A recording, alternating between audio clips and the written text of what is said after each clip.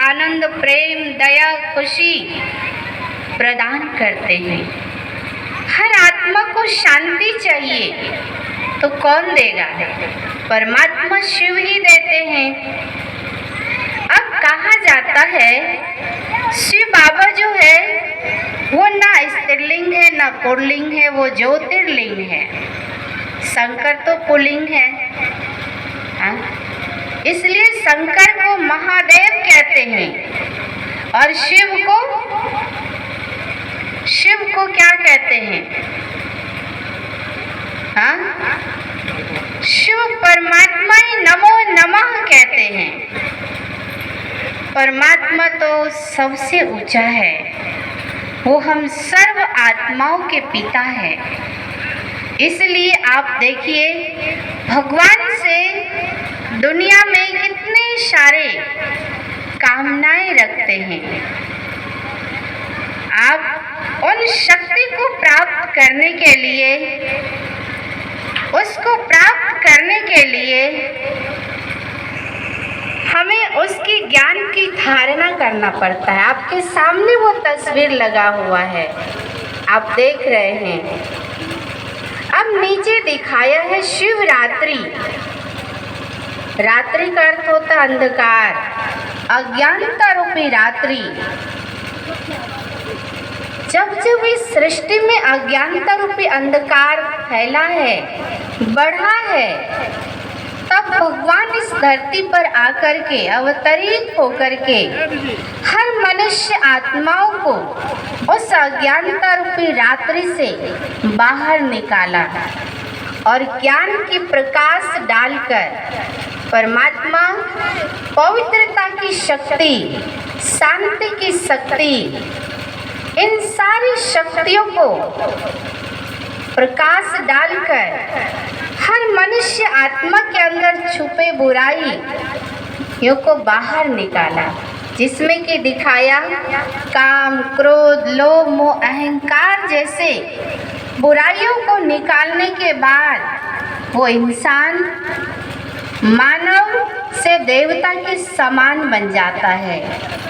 तो आज हर मनुष्य आत्माएं इन पांचों विकारों जैसे शत्रुओं के, बुराइयों के आदि है और भगवान कहते हैं बच्चे त्याग करो बुराइयों का, अच्छाई की धारणा करो, तब आप इस समाज में, इस घर में, इस परिवार में एक अच्छे इंसान कहलाएंगे और आपकी जीवन श्रेष्ठ बनेगा। आपके जीवन में ढेर सारी खुशियाँ आएगी। उस खुशियों को प्राप्त करने के लिए हमें अपने अंदर की बुराइयों को त्याग करना होगा, तभी हमारा उज्जवल भाग्य आसमान में चमकते तारे के समान चमकेगा। तो आज देखिए इस ज्ञान को सुनने के लिए 7 डेज का कोर्स होता है। एक बार तो यहाँ कोर्स हो चुका है, आप चाहेंगे तो दोबारा भी कर सकते हैं। दोबारा करेंगे तो आपको समझ में यथार्थ रूप से परमात्मा का ज्ञान आएगा और धारणा भी होगा। तो परमात्मा परम धाम के निवासी है। अभी हम सभी कहाँ बैठे हैं? ये साकार सृष्टि है। इस सृष्टि में हम मनुष्य आत्माएं आए हैं पाठ बजाने के लिए। ये रंगमंच है, ये कर्म क्षेत्र है, ये नाटकशाला है। यहाँ हर एक आत्मा अपना नाटक अभिनय कर रहे हैं, पार्ट प्ले कर रहे हैं। और जब आत्मा का पार्ट पूरा होता है तो वो अपना इस पुराना शरीर को त्याग कर वो आत्मा परम धाम की ओर जाने लगते हैं। और जाने से पहले उसे और भी दुनिया दिखाई देता है, जिसको हम कहते हैं आसमान, आकाश, सूर्य, चांद, तारा गण, बादलों की संसार। ये दूसरी दुनिया है। उस दुनिया को भी जब हम पार करते हैं, उस वतन को भी जब हम पार करते हैं, तो हमें एक वतन और दिखाई देता, जिसको हम कहते हैं सूक्ष्म लोक। अर्थात जो सूक्ष्म है, दिखाई नहीं देता, केवल हम मन और बुद्धि रूपी नेत्रों से ही देख सकते हैं। और वो प्रकाश की दुनिया है, लाइट की दुनिया है, और वहाँ इशारों से बातें होती है। साइलेंस की दुनिया है, जहाँ केवल आत्माएं पहुँचती है, ये शरीर वहाँ नहीं जाता है। आत्मा का दूसरा शरीर भी होता है, वो प्रकाश का शरीर होता है, लाइट का शरीर होता है, जिसको हम फरिश्ता कहते हैं। उसी शरीर के साथ आत्मा सूक्ष्म वतन पहुँचते हैं। वहाँ पहुँचकर बहुत ही शांति का अनुभव करते हैं। वह ये दुनिया कितना शांति है, कितना सुकून है।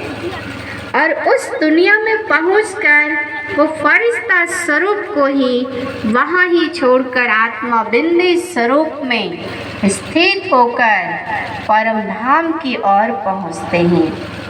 जिस दुनिया को हम कहते हैं सुनहरे लाल प्रकाश, अखंडमयी ब्रह्मलोक परलोक, अर्थात शांति धाम। हम उस घर को कई नामों से जानते हैं, याद करते हैं। वो घर का नाम परम धाम है, शांति धाम है, निर्माण धाम है, मूल वतन है। इन सारे नामों से उस घर को जानते हैं, पहचानते हैं, और उसी घर में हम आत्माएं रहते हैं। और उसी घर में हम आत्माओं का पिता परमात्मा शिव बाबा रहते हैं, जिसको हम भगवान कहते हैं, ईश्वर कहते हैं, प्रभु कहते हैं, अल्लाह कहते हैं, गॉड कहते हैं। वो भगवान उसी घर में विराजमान होते हैं। हम सर्व आत्माओं के साथ होते हैं, और वहाँ छोटे छोटे बिंदियों के स्वरूप में आत्माएं भी अपने अपने सेक्शन में घरों में विराजमान होते हैं।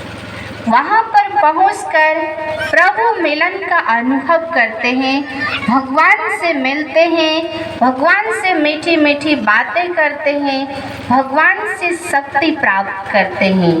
परमात्मा हम सर्व आत्माओं में शांति की किरणें, शक्ति, पवित्रता की शक्ति भरते हैं, और हम परमात्मा से वो शक्ति लेकर हम अपने अंतर आत्मा में समाते हैं और बहुत सुकून का अनुभव करते हैं। और वो शक्ति प्राप्त करने के बाद पुनः आत्मा वापस इस सृष्टि पर आते हैं पाठ बजाने के लिए।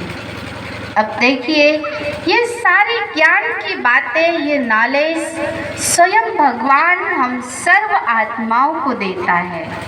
इसे प्राप्त करने के लिए समय निकालना पड़ेगा। भगवान ने हम सभी को 24 घंटा का समय दिया है ना।